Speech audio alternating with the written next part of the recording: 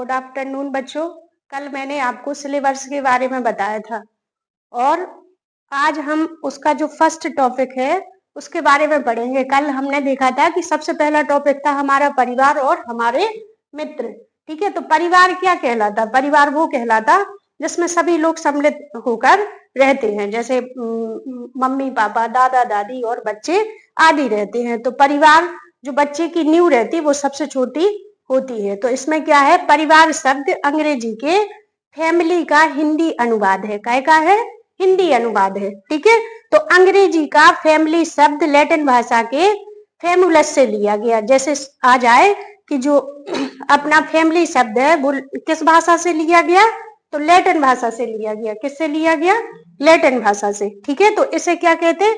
फैमुलस कहते हैं। क्या कहते हैं? फैमुलस से बना है, जिसके कई अर्थ होते हैं। कैसा होता? इसके कई अर्थ होते। सामान्य अर्थ, सामान्य अर्थ में परिवार क्या है? किसी भी चीज की जड़ें या उसकी बुनियाद होता है। जैसे एक पेड़ होता, उसकी नींव क्या रहती? जड़ें रहती। ठीक है, इसी प्रकार हमारा जो समाज है उसकी जो बुनियाद है वो क्या है? परिवार है। और परिवार एक सामाजिक संस्था है। परिवार में बच्चा क्या सीखता है? छोटे से छोटे, बड़ी से बड़ी चीजें सीखता है। समाज का सबसे छोटी इकाई क्या है? परिवार। परिवार का शिक्षा का अनौपचारिक साधन है। अनौपचारिक साधन वो कहलाता है जिसमें बच्चे किसी भी तरीके से सीख लेते, खेल खेल के द्वारा सीख लेते, मम्मी पापा से सीखते, अपनी बुआ से सीखते, अपने पड़ोस से भी सीखते। ठीक है, तो अनौपचारिक में किसी भी समय सीमा निश्चित नहीं होती। अगला का है बच्चे की प्रथम पाठशाला है। इसमें परीक्षा में कई बार आया कि बच्चे की प्रथम पाठशाला क्या है? परिवार। क्या है? परिवार। ठीक है, अब ये हो गया अपना सामान्य अर्थ। अगला आता अपना संकुचित अर्थ। संकुचित अर्थ में परिवार का अर्थ होता नौकर या सेवक। कई बार आया परीक्षा में कि संकुचित अर्थ में परिवार क्या है? नौकर या सेवक बच्चे की प्रथम पाठशाला है। अगला आता अपना व्यापक अर्थ में। परिवार का व्यापक अर्थ में परिवार वह है जिसमें माता पिता, विवाहित और अविवाहित बच्चे तथा अन्य सदस्यों के अधिकारों और कर्तव्यों से जुड़े होते एवं अपने उत्तरदायित्वों का निर्वहन करते हैं। व्यापक अर्थ में जैसे आपने देखा कि परिवार में हमारे कौन कौन होते? दादा दादी, मम्मी पापा, उसमें हमारी बड़ी बुआ भी रहती। ठीक है, तो उसमें विवाहित बच्चे और अविवाहित बच्चे, ठीक है, सभी सम्मिलित होते हैं। ये किस में आएगा? अपना व्यापक अर्थ में। अब आता अपना जैविक इकाई।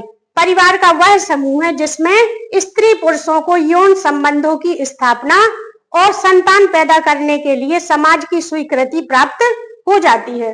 जैविक से मतलब होता हमारा वंशानुक्रम। ठीक है, तो इसमें क्या होता? हमारे परिवार और समाज के द्वारा बच्चों का विवाह और उसके बाद उन्हें संतान उत्पन्न करने की समाज के द्वारा ही स्वीकृति प्राप्त हो जाती है। इससे हमारी वंश परंपरा भी चलती है। अगला आता सामाजिक इकाई के रूप में। सामाजिक इकाई के रूप में क्या होता? परिवार स्त्री पुरुष का वह समूह है जो विवाह, रक्त और गोद के संबंधों के आधार पर निर्मित होते हैं। जैसे इसमें लिखा सामाजिक इकाई के रूप में क्या है? परिवार स्त्री पुरुष का वह समूह है जो विवाह करते, ठीक है, रक्त के द्वारा, गोद के संबंधों के आधार पर निर्मित होते हैं। परिवार समाज की लघुत्तम इकाई है। ठीक है, समाज किससे बनता? छोटे छोटे परिवार से। ठीक है, छोटे छोटे परिवार मिलते फिर बड़ा परिवार बनता, फिर उसके द्वारा क्या होता? मोहल्ला, फिर आस पड़ोस, फिर क्या बनता? गांव, गांव से क्या होते? बड़े बड़े नगर का निर्माण हो जाता है। तो क्या है? समाज की सबसे छोटी इकाई क्या है? परिवार। परिवार में पति पत्नी और बच्चों का होना आवश्यक होता है। अब आता अपना विद्वानों के अनुसार परिभाषा है। ठीक है, तो सबसे पहले मैकाइवर एवं पेज ने क्या परिभाषा दी? परिवार एक समूह है जो यौन संबंधों पर आधारित है। इसका आकार छोटा होता और बच्चे के जन्म और पालन पोषण की व्यवस्था करता है। यदि कहीं पर भी आ जाए कि यौन संबंधों की बात की जाए तो वो परिभाषा हमें मैकाइवर एवं पेज के अनुसार माननी है। अगला आता अपना रेमंड। रेमंड ने क्या कहा? यदि दो बच्चे एक ही जगह शिक्षा ग्रहण कर रहे, लेकिन उन्हें जो घर का परिवेश रहता, वातावरण रहता, उसके अनुसार उन बच्चों में क्या हो जाता? परिवर्तन आ जाता। दो बच्चे भले ही एक विद्यालय में पढ़ते हो, समान शिक्षकों से प्रभावित हो, समान अध्ययन करते हो, फिर भी अपने परिवेश के कारण उनमें परिवेश के कारण उनमें क्या आ जाता, भिन्नता आ जाती। जो हमने अभी बताया कि दो बच्चे एक ही अध्यापक से एक ही विद्यालय में साथ साथ पढ़ते, लेकिन जब उनमें परिवर्तन देखा जाएगा तो दोनों बच्चों में परिवर्तन दिखाई देगा। किसके कारण, उनके परिवेश के कारण उनमें परिवर्तन दिखाई देता है। अब अपना आता क्लियर के अनुसार, क्लियर ने बिल्कुल क्लियर कर दिया। क्या कर दिया, माता पिता और उनमें बच्चों के बीच पाए जाने वाले संबंधों की व्यवस्था को परिवार कहते हैं। ठीक है, ये क्या है अपना व्यवस्था, जहां माता पिता और बच्चे क्या करते, बच्चों को व्यवस्थित करते, व्यवस्थित तरीके से रहते। यदि व्यवस्था आ जाए तो हमें क्लियर के अनुसार लिखना है। अब आता अपना मरकॉक के अनुसार, परिवार एक सामाजिक समूह है जिसकी विशेषताएं सामान्य निवास, आर्थिक सहयोग और प्रजनन हो। ठीक है, सामान्य निवास, आर्थिक सहयोग और प्रजनन हो। डाकरमैन ने क्या कहा, परिवार वह समूह है जिसमें पुरुष गृहपति होता है। जैसे हमारे घर में सबसे मुखिया कौन होते, हमारे पापा होते कि नहीं होते। ठीक है, तो इन्होंने डाकरमैन ने कहा कि जो पुरुष होता वो क्या होता, गृहपति होता, घर का स्वामी होता है। ठीक है, जो स्त्री और बच्चों को मिलाकर बनता है। जो परिवार होता हमारा एकल परिवार, उसमें कौन कौन रहते, मम्मी पापा और बच्चे सम्मिलित होते हैं। कौन बच्चे, वो बच्चे जो अविवाहित होते। ठीक है, कौन बच्चे, जो अविवाहित होते। जो विवाहित होंगे और अविवाहित दोनों बच्चे होंगे वो कौन सा परिवार कहलाएगा, संयुक्त परिवार कहलाएगा। अगला है अपना C.H. कूले के अनुसार, इन्होंने परिवार को प्राथमिक समूह माना है और इसे मानव प्रकृति और नर्सरी का पोषण कहा है। जो प्रकृति होती उसमें हमें कैसे नर्सरी के छोटे छोटे पेड़ पौधे दिखाई देते हैं, जहां ये नर्सरी मिल जाए वहां क्या कहेंगे, C.H. कूले के अनुसार कहेंगे। अगला आता अपना प्लेटो। प्लेटो की कई बार परिभाषाएं आई है कि परिवार बालक की प्रथम पाठशाला है। बालक की प्रथम पाठशाला क्या है, परिवार। ठीक है, अगला है अपना वर्गेस एवं लॉक के अनुसार, परिवार व्यक्तियों का एक ऐसा समूह है जो विवाह, रक्त और दत्तक संबंधों का समूह होता है। ठीक है, वर्गेस एवं लॉक ने कहा कि परिवार व्यक्तियों का एक ऐसा समूह है जिसमें विवाह, ठीक है, रक्त और दत्तक संबंधों का समूह होता है। अब कहा अपने C.H. कूले ने, इन्होंने अपने परिवार को प्राथमिक समूह माना है, इसे मानव प्रकृति और नर्सरी का पोषण कहा है। ठीक है, तो इसमें क्या है, प्रकृति और नर्सरी और पोषण कहा है। ये किसकी परिभाषा है, C.H. कूले की। अब आता अपना मैकाइवर की विशेषताएं, इन्होंने कौन कौन सी हमारे यहाँ विशेषताएं बताई हैं। तो सबसे पहली विशेषता है अपनी सर्वव्यापकता। जो परिवार होता वो हमें चाहे यहाँ इंडिया में हो, इंग्लैंड में हो, कहीं पर भी हो, हमें परिवार दिखाई देता है। मिलते सब जगह परिवार के नहीं मिलते। ठीक है, तो ये क्या है, सर्वव्यापकता। अगली विशेषता है भावात्मक आधार। परिवार में जितने भी सदस्य होते वो आपस में भावात्मक आधार पर लगे रहते, जुड़ते कि नहीं जुड़ते। यदि किसी को कुछ हो गया तो अन्य लोग भी उसमें सम्मिलित हो जाएंगे कि भैया ऐसा कैसे हो गया, तो एक दूसरे की भावनाओं के द्वारा जुड़े रहते हैं। अगला आता अपना रचनात्मक आधार। हमारे परिवार में कई प्रकार के रचनात्मक कार्य होते रहते, कभी होली तो कभी दीपावली तो कभी कुछ त्योहार मने, तो इसमें क्या आ जाता, थोड़ी सी चेंज भी आ जाती और बढ़िया अच्छे अच्छे रचनात्मक लड़कियां बढ़िया रंगोली बनाती है ना।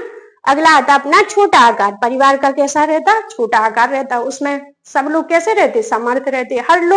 हर व्यक्ति ये करना चाहता कि हम कोई ना कोई काम करने की कोशिश की जाती। सामाजिक ढांचे का केंद्र रहता, सदस्यों का असीमित दायित्व, हर व्यक्ति कुछ ना कुछ कर सकता है, जो कुछ उसे करना अपनी मन की स्वतंत्रता रहती है। इसमें सामाजिक संगठन का आधार, परिवार क्या है, सामाजिक संगठन का आधार, स्थायी और अस्थायी स्वभाव। ठीक है, परिवार में जितने सदस्य रहते वो स्थायी रहते। यदि मान लो किसी की मृत्यु हो गई, ठीक है, तो भी परिवार कैसा होगा, चलेगा। कभी कभी कोई स्थायी रहता है, कभी अस्थायी रहता है। तो ये क्या हो गई, मैकाइवर के अनुसार परिवार की विशेषताएं थी। अब इन्हीं ने कुछ अन्य विशेषताएं भी बताई। तो इसमें क्या है, सामाजिक संरचना में केंद्रीय स्थिति, सदस्यों का उत्तरदायित्व, हर सदस्य का अपना अपना उत्तरदायित्व होता है। परिवार एक स्थायी और अस्थायी संस्था है, जो अभी हमने बताया कि जो सभी सदस्य रहते वो स्थायी रहते, मान लो कोई चला गया तो वो क्या है, अस्थायी। सीमित आकार, ठीक है, मान लो 4 भाई हैं, फिर वो अलग अलग हो गए तो उनका क्या है, उनका भी अपना अपना परिवार हो गया, तो एकल परिवार क्या है, सीमित।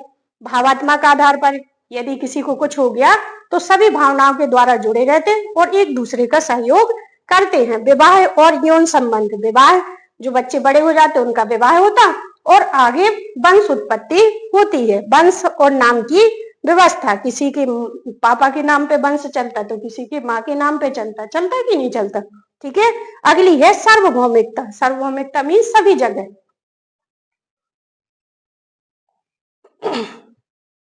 अब आते हैं अपने परिवार के कार्य। ठीक है, मैकाइवर एवं पेज ने परिवार के 2 कार्य बताए। कौन से कार्य बताए? 2 कार्य, एक तो आवश्यक कार्य होगा, दूसरा अनावश्यक। ठीक है, तो आवश्यक कार्य में आता सबसे पहले है बच्चों की शैक्षिक व्यवस्था। जो कोई अपने घर में जितने भी बच्चे हैं, सबसे प्रथम आवश्यकता है हमें बच्चों को शिक्षित करना है। फिर क्या है? आर्थिक व्यवस्था, उनके लिए क्या क्या चाहिए हमें। ठीक है, रोटी मकान कपड़ा आदि की व्यवस्था करनी पड़ेगी कि नहीं। तो अगला है अपना आर्थिक व्यवस्था और लैंगिक व्यवस्था। लैंगिक व्यवस्था का मतलब है जब बच्चे बड़े हो जाते तो उनकी शादी आदि की व्यवस्था करना। ठीक है, विवाह आदि की व्यवस्था करना। अनावश्यक कार्य है मनोरंजन के साधनों की व्यवस्था। जब हमारे आवश्यक कार्यों की पूर्ति हो जाती तो फिर हम घर में मनोरंजन के कई प्रकार के साधन लाते हैं, जैसे मोबाइल हो गया, टीवी हो गया। तो इनके बिना हम जीवित तो रह सकते, लेकिन इससे हमारा क्या है, अन्य कार्य होते रहते। अगला है आग वर्ण और निम्नकॉफ ने परिवार के 6 कार्य बताए हैं। इन्होंने कितने कार्य बताए? 6 कार्य। सबसे पहले है शैक्षणिक क्रियाकलाप। ठीक है, बच्चों को कैसा करना है, हमें शिक्षित करना है। अगला है रक्षात्मक क्रियाकलाप, बच्चों की रक्षा की व्यवस्था भी करनी है। अगला है प्रक्रियात्मक क्रियाकलाप, प्रकृति के द्वारा जुड़ना है। अगला है अपना आनंद त्रय, आनंद की अनुभूति होनी चाहिए। अगला है आर्थिक, तो बच्चों को कोई ना कोई कार्य करना हमें सिखाना है। अगला है अपना भावात्मक, भावात्मक रूप से भी एक दूसरे के द्वारा हमें जुड़ना चाहिए। अब ये हो गए उनके कार्य। मैकाइवर ने परिवार के 4 कार्य बताए हैं। कौन कौन से? आर्थिक सहयोग व आवश्यकताओं की पूर्ति। तो क्या है, इस लायक हमें बनाना चाहिए कि वो कोई ना कोई कार्य करने के योग्य हो जाए। ठीक है, अगला है शैक्षिक और समाजीकरण के कार्य। अगला है यौन आवश्यकताओं की पूर्ति और बच्चों का जन्म देना। ठीक है, तो ये हो गया हमने जो आपको बताया परिवार के बारे में। ठीक है, अब इसके बारे में हम कुछ प्रश्न भी देखेंगे, तो आप लोगों को बताना है इन प्रश्न के उत्तर। निम्नलिखित में से कौन सी एक पर्यावरण आवश्यक की रोकथाम नहीं है, जो रोकथाम की नहीं है? तो इसमें है पहला है अपना आश्रय, संबंध, कार्य एवं खेल और पशु। तो इसमें क्या नहीं है, अपना आश्रय का नहीं है। काय का नहीं है? आश्रय का। अगला प्रश्न है परिवार बालक की प्रथम पाठशाला है। किसने कहा है? बताओ आप लोग, किसने कहा? प्लेटो ने। किसने कहा? प्लेटो ने। अभी अभी अपन ने देखा था। ये है अपना निम्नलिखित में से कौन सी एक परिवार की विशेषता नहीं है? कौन सी नहीं है? देखो, सबसे पहला है एक सामान्य निवास स्थान। अभी अभी हमने बताया था कि हर परिवार को रहने के लिए कोई ना सार्वभौमिक संगठन, ये भी बताया था अभी कि सभी लोगों को संगठित होकर रहेंगे तो अच्छा रहेगा। वंश परंपरा और नामकरण प्रणाली, ये भी बताया था कि जब बच्चे विवाह के योग्य हो जाते तो उन्हें उनका विवाह और आगे बच्चे पैदा करने की अनुमति समाज के द्वारा ही मिलती है। ठीक है, तो ये वंश परंपरा के। विवाह एवं यौन संबंधों की चर्चा नहीं, तो ये होगा अपना, कौन सा होगा? ये वाला। अगला है परिवारों की आवश्यक और अनावश्यक कार्यों को किसने विभक्त किया? अभी अभी बताया था। ठीक है, इसमें लिखा मैकाइवर एवं पेज ने, विल्स एवं हाइजर ने। तो किसने किया? मैकाइवर एवं पेज ने किया था। निम्नलिखित में से कौन सा कार्य आवश्यक कार्य नहीं है? ठीक है, शैक्षिक व्यवस्था, मनोरंजन के साधन की व्यवस्था, आर्थिक व्यवस्था, लैंगिक व्यवस्था। तो ये अपने 3 थे। ठीक है, ये नहीं था अपना। ठीक है, तो ये कौन सा हो जाएगा अपना? यही वाला सही है।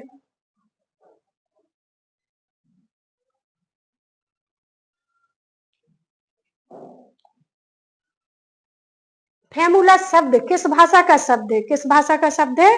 लैटिन भाषा का शब्द है। किस भाषा का? लैटिन भाषा का शब्द है। इसी को रोमन भी आ जाता है। कौन सा? रोमन आ जाए तो रोमन भाषा का शब्द है। पर्यावरण अध्ययन की विषय वस्तु की संख्या है, कितनी है? 6। कितनी है? 6। ठीक है, जय हिंद बच्चों। आगे का अपन कल पढ़ेंगे।